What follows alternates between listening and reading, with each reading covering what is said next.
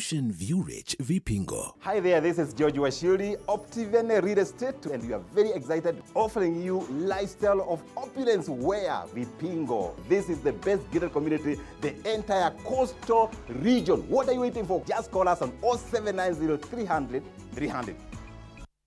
The following program is rated GE. It is suitable for general family viewing.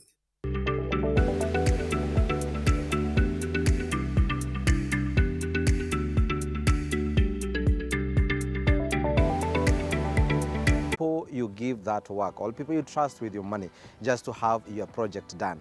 But today we want to fix that mess. We want to fix that issue so that once you start your project, at least you'll get it equal to the very projection you had at the very beginning. I have an expert who is a property manager, and he'll introduce himself and guide us through where we should start, and that's why today we're here, and how we should be expecting the project at the very end. Welcome very much. This is the Realtor. Karibu Kiongozi. Asante sana. Yes. Thank you very much. Most welcome. My name is Farson Murithi Keshovi, Right. CEO and founder Pacific Project Limited, whereby we do construction services or real estate, and then also we give our customers the best in processes of construction. So thank you very much for hosting us today, and we're happy and glad to answer and also guide our customers on the basics that they need to know about construction. Yeah. You there, take your pen, take your notebook, because notes today are exciting. We're going to take your project from ground all the way to roofing, and then we give you the results, because he has been doing this. Now, where we are, I know it's a project by Pacific Project. Now, I want you to tell us the background of construction. Where should we start, basically? Thank you very much. Where we need to start when constructing, first of all, we advise our customers to seek professional advice from the construction professionals. We advise our customer to start with an architect who will capture the dream and the aspiration of the customer. They put it on paper. Then after you working with the architect, you need to work with the structural engineer. We'll do the structural drawing.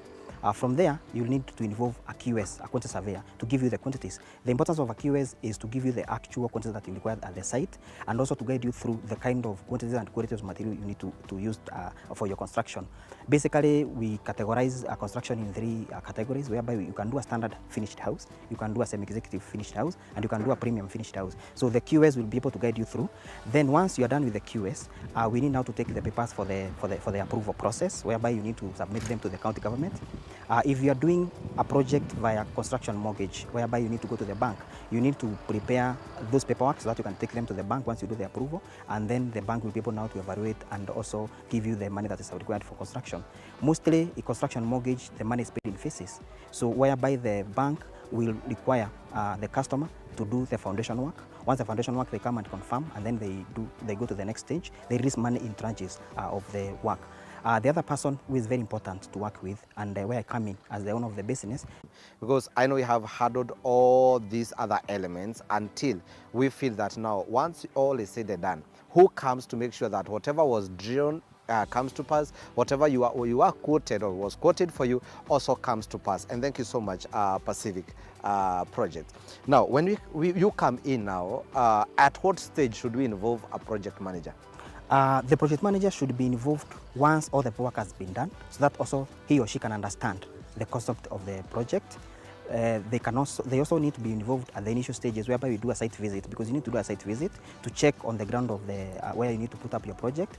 Basically, let's say in Nairobi County, we have two types of soil. We have the cotton soil and we have the red soil. Like where we are working today is a red soil. So we don't need to excavate the whole plot for us to construct. So a project manager needs also to go to the site and do a site visit to check on the type of soil, the depth for excavation, the topography of the land, so that they can be able now to work together with the project. The other thing is they need to be there when you're setting out the house, so that at least they need to confirm everything with the architect and the engineer. Now, let's say we are done with the involvement of all key players. We can call them now, the whole table of consortium is full, where we have architect has drawn, they are done with that. We have the structural is coming in, if we are doing maybe mention it, or we are doing high rise. And again, we have now the QS who will give us the materials and the costing. Many people, especially who watch this program from the diaspora and even here locally, we have had this cry of people trusting people but not getting who they are. You as project manager, where do we go wrong, especially when it comes to quality assurance? Now, like in our case, what we do for most of our diaspora customers, because I can say we have like 40%, even the project we are starting today is for a diasporian. We are building on her behalf and she's in absence. So we make sure customer will first of all understand the kind of concept they require. Then once we do the material, let's say delivery of the materials, we ensure that we send the customer the photos to confirm the quality of the materials. Then as the process of construction is ongoing, a customer needs to demand to be given what you'll call, and that's where people also go wrong. Most of the people buy materials in terms of, I need a lorry of stones. You need to check on the quantities of the materials that are coming from that lorry. Let's say you are going for a machine cut, they are calculated in pieces. So when you're bringing a lorry, you need to know you're bringing 500 pieces or you're bringing 1,000 pieces. The other thing, you also need to check on the quality of the materials, because when you go to buy materials, mostly you find there are grades of materials. So you can buy the lowest grade, like grade C of Taruko stones, which will not last for long. When it comes to ballast, you also need to demand the ballast that you need to use according to the engineer's specification. Mostly, like in our case today, we are using what you call a 3/4 and a half, like this one that we have already delivered here. So those are some of the things that you need to check. And then the other thing is, when it comes to finishes, you need to involve the client on all the processes. If the client is outside the country, you need to make sure that you do video calls, you do samples before you start the construction. Yeah. If you're there and you've been messed in the past, kindly just take in here, or rather be keen, because we are fixing this as we've said. And what the project manager is telling us, that you should have this concept from the very beginning. Now, the work of the project manager is what brought us here. And kindly, because I know after consulting, you have been, or rather the project owners have been evading this very vital, involvement of such persons. Now, sir, when you talk about having the materials ready and all this, and then there's an inflation of the prices, prices of the materials. How are you able to handle and convince the client that it was quoted at 2 million the foundation, but now after the review we are at 2.4? How do you handle such? What usually happens, like I can say, for the last 2 years we have been having a lot of fluctuations in pricing. So a contractor needs to have taken all the consideration, because one of the factors that make a contractor and a client to disagree is increment of pricing. And I've given you a case whereby somebody is going for a construction mortgage. So let's say you've taken a construction mortgage of 5 million. There is no way you can go back to the bank and tell them, I need an addition of 1 million. You need to work within that budget, because basically your salary has not gone up and they have not given the market trends, because sometimes the cases can go extreme, like on steel bars. There was an incident in 2022 whereby a cost of steel bar went up by 200%. So in that case, you need to have a sit down with the client and explain to them, and also make them understand what has changed. But it is very important to work within the agreed contract price. I know you could be good and fair, and you are a man of integrity as a project manager, but you also get a client who is almost doubting you. How do you handle such clients who are not ready to take any change? What happens with such kind of a client, we give them referrals. Let's say we have done a project for a client A. So if a client seems not to agree to our conditions, or not to trust us, we send them to our previous clients, so that they can give them their experience and the journey working with a project manager or working with a construction company, so that they can get the confidence. Because in most cases, as you say, I would say 80% of the clients that we get, they are not certain that they would want to give a project to a contractor or to a project manager. And as project managers, do you come in for approvals, or I have to do the approvals myself and deliver documents to you? In our case at Pacific, we give one-stop services, because we understand most of our customers are very busy. So from the design concept, we have an in-house team that works on that. Then when it comes to the approval, we also take the document to the county government for the approval, because one of the biggest headache in construction is getting the approval. So we assist our customers to get those processes. In some counties, it takes a week. In some counties, it takes a month. And in some counties, like Nairobi County is one of the worst counties, where it takes almost even 6 months to do the approval. So we are able to help our customers get the approvals, so that we remove that headache of now getting those, because there's a lot of bureaucracy in that process. And despite the bureaucracy, once you've beaten it and you have started the project, I have seen instances where you have the projects begin, and along the way there's a lot of cancellations with NCA. You as project managers, how are you, what is normally wrong? That the project has started, it was approved, but now there is a cancellation? Now what happens? Those are two different bodies. There is a county and there is a National Construction Authority. So in most cases you find most of the customers, once they get the approval, they don't register their project. So what you need to do, once you get your county approval, you need to register your project with the National Construction Authority. Mostly it is free.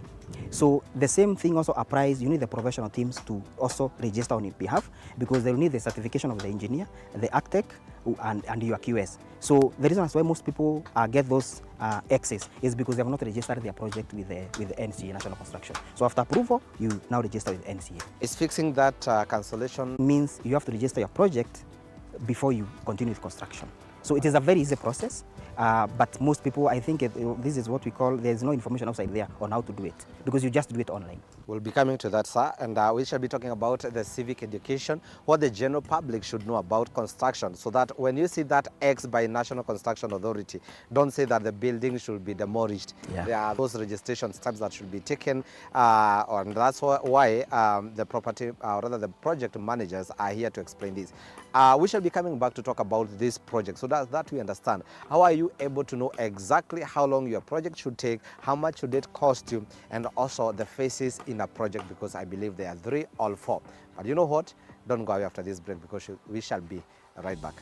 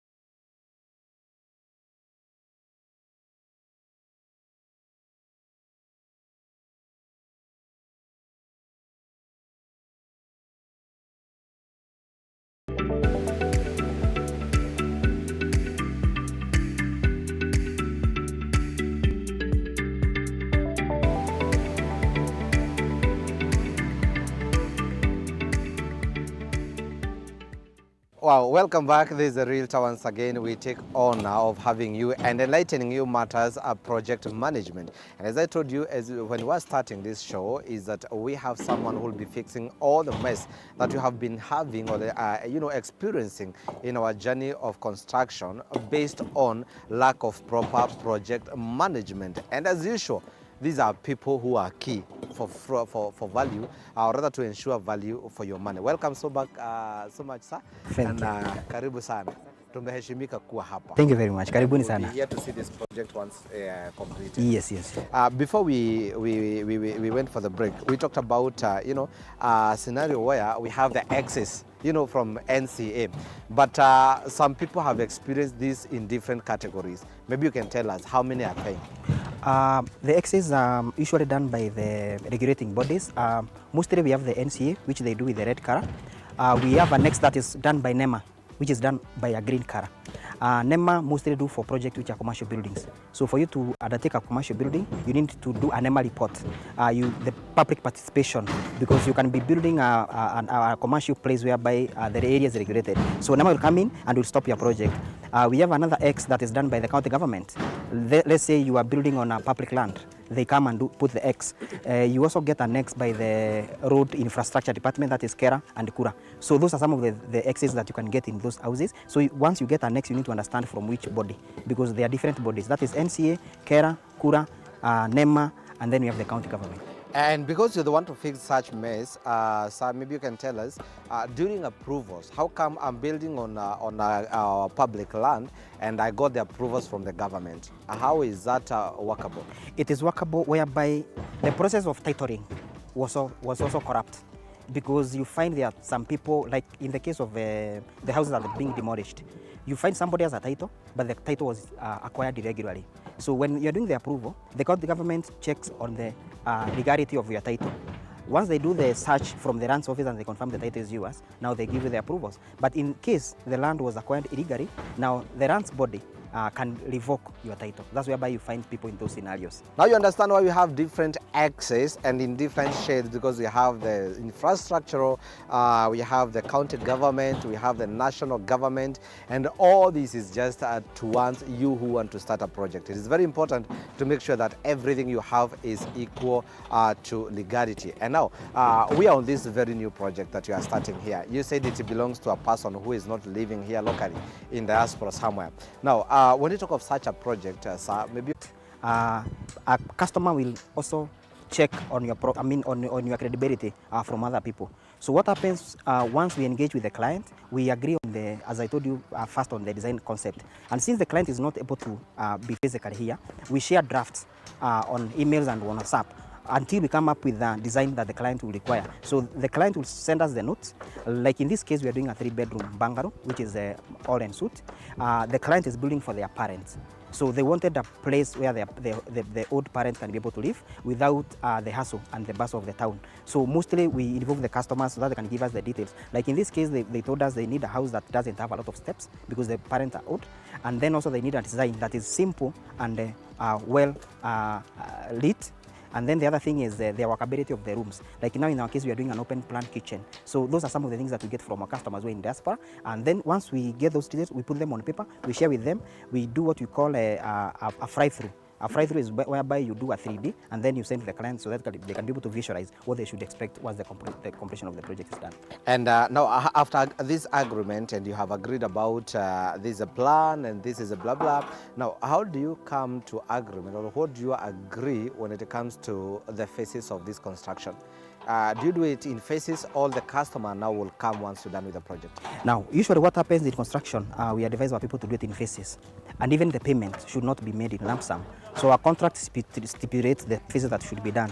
I can take you through, for a bungalow, we have the foundation work, we have the walling, we have the roofing, then we have a combination of doors and windows, that is the metalworks, and then we come to what we call the finishes. Finishes generally starts from internal plumbing work, plaster work, tiling, painting, and the completion of the project. So mostly for bungalows we do 5 phases, and then for masonry we can do as much as 7 phases depending on the size of the house. The payment also comes in phases because also the customer needs to be protected. They need to know their money is being utilized well. So they pay after one phase is complete, then they pay for the next phase. And matters legality, sir, maybe do you involve a wakili, or you just work on mutual trust? I would say mostly, let's say when you're starting this journey, you have to involve the legal department for the same, and we have customers who have to involve their lawyers to oversee the project. So for us, we have our wakili, and we advise also the customer to have their own wakili, because one of the main mistakes people make is using one wakili for the same project. So for cruise and checks, you need to have the 2 of them. They check on the contract, they do the... Your time is time. Let's say like now we didn't expect rains in January, and we've been experiencing rains. Does that affect your delivery? Yeah, it does. In most cases, what we do, we have an extension of like 30 days extra, because there are those what we call natural effects that you can be able to not be able to control. But from the initial stage whereby I told you we need to do a site visit, first of all, we ensure that the accessibility to the property is good. If the property is not accessible, we increase the timeline. So if the property is accessible, within that grace period of 30 days, the project should be complete. Wow. Wow. Now, tell us maybe, Pacifica, what happens to people who assume this very critical involvement of a project manager? Mostly we find a lot of stalled projects. The other thing is, as I always tell my customer, when you want to start construction, the first people that you involve are your families. And this is one of the fields that you find everybody knows about construction. You're having your cup of tea somewhere, you're having your beer somewhere, you talk to a friend, your friend is a doctor, they'll give you all manner of information about construction. So I would advise people to use the project managers and construction companies, because they'll be able to remove the burden. Most of the people that are building, they are not on a day-to-day overseeing their project. So they're not able to see the nitty-gritties. So you need somebody who will be able to check everything and also to assure you about quality quality. The other thing is involving people who are not professional. In the process, you'll find that the work will be compromised, and then again, you'll also get substandard materials. All right, and so the medicine, the antidote to that is not to have you on board, which is very exciting. I believe you are learning something. Don't go shortcut, just have the whole due process, because at the end of the day, I tell you, shortcuts are very expensive, and cheap ends up to be the most expensive thing that you can ever have. Now, when it comes to this journey, and you're done with the project and delivery, we see people who spend money. Now you being the project manager, you spend money expecting to get to recover the money from your dues or your profit. Is it an advisable avenue, or how do you navigate through your financial management? Mostly what we do, since you also want not to finish with the project that's not being paid, you ensure from the initial stages you're able to gain your customers' confidence, because that is very important, because nobody will pay you if they find there are some things that are not adding up. So what we do as the construction company, we make sure that before we finish the project, we have a checklist of a finished project before we hand over. So we take customer through the project, they check the finishes and everything. So if we have a snag list, they can give us 2 to 3 days to check and also to complete the things that they need completed. Then at the onset of the handover, they'll have paid for us. Now, if you do a good project, asking the client to pay you for the final payment is not, is not a big deal. The other thing is also we give a post-construction warranty, whereby once we give you the house, because I cannot promise you we 100%. There are some things that you can see once you get into the house.